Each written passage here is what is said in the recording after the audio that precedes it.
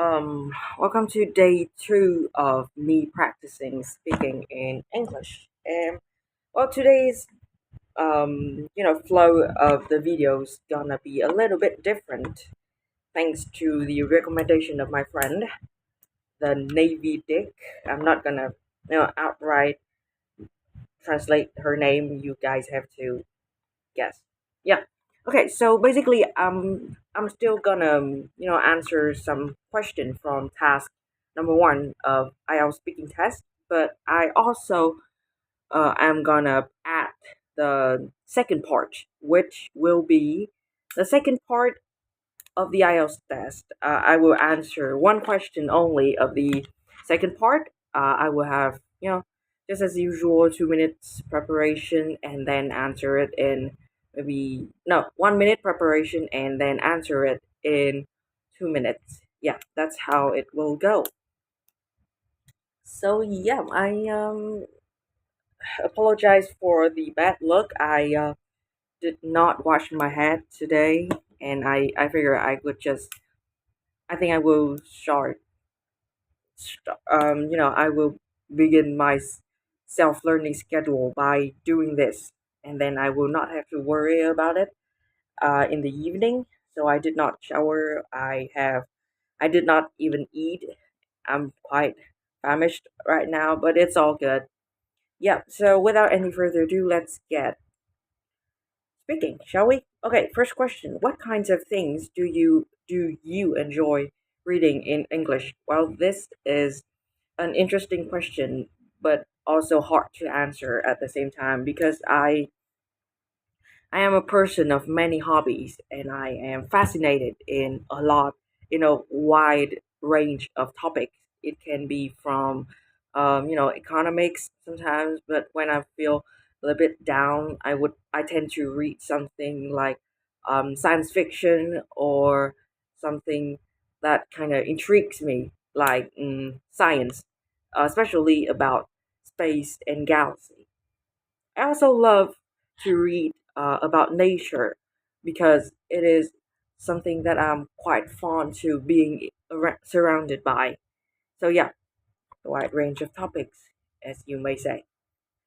Are you someone who can read anywhere, or do you have a favorite place? I used to be able to have really good focus, like I can read anywhere if the book I am holding is what I enjoy.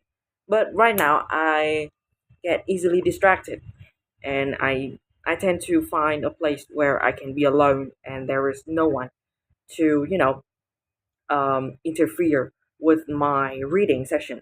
And so my favorite place to be alone like that definitely is my the place I'm renting right now, which is where you can see me sitting and talking. I live alone, and so there's no one who can disturb my peace. Do you need peace and quiet place to be able to read, or can you concentrate in very noisy situations? Oh, I have just answered that. Yeah, as I said, mm, no noise, no noise, please. I cannot focus if there is any noise whatsoever around where I am sitting. And because of that, I tend to bring with me an earphone, which has the noise cancellation feature. So I would just put the earplugs on, listen to some music or the rain sound, which will cancel out all the noise that I don't want to hear. How did you first learn to read? Oh, this is quite interesting. My fascination in nature, in galaxy started at around 3 or 5 years old. My mom bought a instead of buying me stories, she has a lot of weird books for kids in the bookshelf, like a book that teaches you how to raise your own kid, or the encyclopedia, which is quite academic for a kid at my age. But nevertheless, I just grab everything I had at my reach and I read it all. And so, yeah, I learned to read through those books. What do you prefer reading as a child? Exactly like I have what I've got at the moment. science book. I especially enjoy reading about dinosaurs. I think they are incredible creatures, and I would love to learn more from them. And back in the day, I learned a lot from reading those books that my mom bought me. Has your reading habit changed since you were a child? It has changed a lot. I don't have enough time to read, and my curiosity and my focus deteriorate over time. And I would say I'm not a, as a great reader as I used to be when I was young, but still I had a certain passion for reading. I love to obtain new knowledge every day, and I'm trying to get back to the old me, the one that is an incredible reader. Okay, the next topic is color. What is your favorite color and why? The one I'm wearing, the color that I'm wearing right now, black. I love it because of the versatility. You can put anything that is black on, and you will look good. You will always look good in black. And yeah, I'm a person. I would say I am quite chubby, and so wearing black helped me to to fake my own weight and to look good in in black. Yeah. Do you like the same color now as you did when you were younger, and why? I have always loved darker color like black, or navy blue, or deep purple. There is a certain attractiveness to those darker color, and yeah, my preference has not changed ever since I was a kid. What can you learn about people from the colors they like? It's quite hard to have um a general interpretation of people based on color, but I would say those that are outgoing and talkative and are an extrovert may or may not like the brighter color, and those that are an introvert and that are shy, awkward to talk to somebody else like me would love darker color. I'm not sure. Because since we would often wear the color that either attract people and make people want to pay attention to us, and those will be the one that like brighter color. Am I right? And those who don't want a lot of attention, well, the reserved one like me would like dark. Do color have a special meaning in your culture? Wow, that is a pretty significant question. I'm not really sure, but in some specific holidays, like Tet, there are some color that is very special. For example, red. In the Lunar New Year, or as we call it, Tet, people decorate their house with a lot of red color. They put the lucky money inside a red envelope, and that means they wished for a year with good luck. Red symbolize great luck and all the happiness that are coming into us. At the same time, the white also symbolize death, which is kind of weird. But if your house has a family member that are passed away, and when you are attending their funeral, the direct heir, the sons, the daughters, and the grandchildren of the person that has passed away will put on the red scarf. The red scarf around their head, and they to signalize that, oh, that family are having a funeral and someone has passed away. That's all I know about the color symbolization in Vietnam. Yeah, 10 minutes, pretty good. I have finished two topics, and now I will start on the task two. So I will just wait until the 10 minutes mark begin, and I will begin. Then I can start with my preparation. So the question is to tell of. Oh, I like this one. to tell of of a minor accident that I had in the past. And yeah, 1 minute start now. I will just begin my preparation.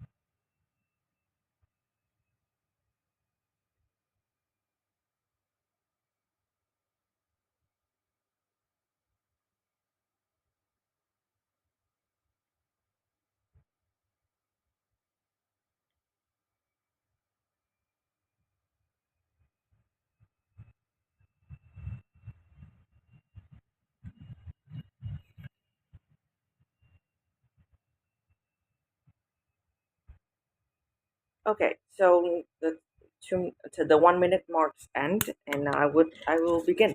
Uh, Describe a minor accident that you had in the past. Well, I'm not a careful kid. I'm reckless, and so I've had many occasions where I was hurt a lot. But the most memorable one to me is back in grade 6 or 7. I'm not sure of the exact age it happened, but basically the story was I was playing football with my best friend at the moment and my brother. It was dark. I was playing it at the backyard of my house, and the rain has just died off. So we would just go out and play football. It was really slippery, and even though we had a lot of fun, some things happened, and so basically my mom told us to get in back in the house and eat. And so we just took up running, and then we slipped at a place where it was really slippery, and I slipped, and then my arm basically scratched with a big piece of metal that my granddad used to cover the flower vases. He was afraid that, oh, because we are playing football, we might break his vase, his flower vase, and so I just sliced my hand right through that sheets of metal, and I remember it. I still have the scar until today, and I remember it. The cut was really deep, and I did not get stitches after that, but I did put a lot of antibacterial um, mm, medicine on it just to prevent myself from having any trouble, any sickness. So yep,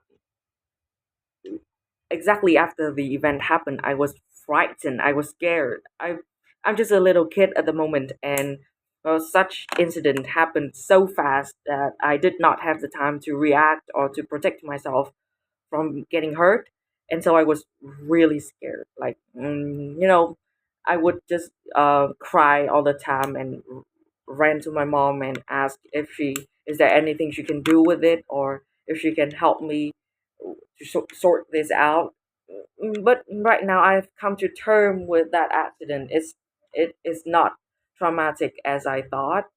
In fact, it is kind of heroic to have a scar at such a young age. I even flex on my friends for having such a cool scar in in my bicep. And right now, I still think it is kind of cool, kind of badass to have such scar.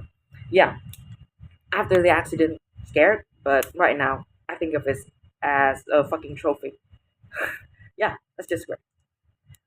Oh yeah, and yeah, that's everything I would like to say. Oh, I didn't do really well because I think I could have add a lot more vocabulary to express my feeling, and I did just slip my potty mouth just say the F word, which is not allowed in the IELTS speaking test. I'm not sure if that will got you if saying the curse word is a big no in IELTS speaking, but I'm sure it's bad luck. It's a taboo. I should not have said that. Well, what I well, it's just I felt really laid back. I felt comfortable talking in English, and that's a great start. But I will need to improve my not my pronunciation, but my vocabulary and my ability to form complex sentences. I try to use some connectors, like despite the fact that although even though and shit, but not enough. I know that to have a higher mark in IELTS speaking means that I need to use a lot more connectors and to be able to utilize as much vocabulary to express myself as possible. But I think I can do better. Mm. So yeah, until we had a better, until we have a better recommendation, this will be how I'm gonna do my video from now on. I will just answer some questions from the first part and then a question from the second part. I will not uh, do anything with the third part right now because I'm too lazy.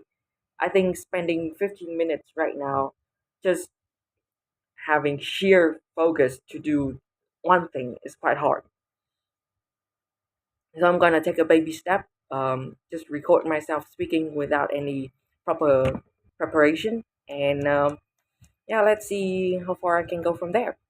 It's much more important to stay consistent than to do a really great thing at the start and then feeling so tired that you stop doing it the second day. Am I right? So yeah, that's the end of the video, and I will see you on the third day.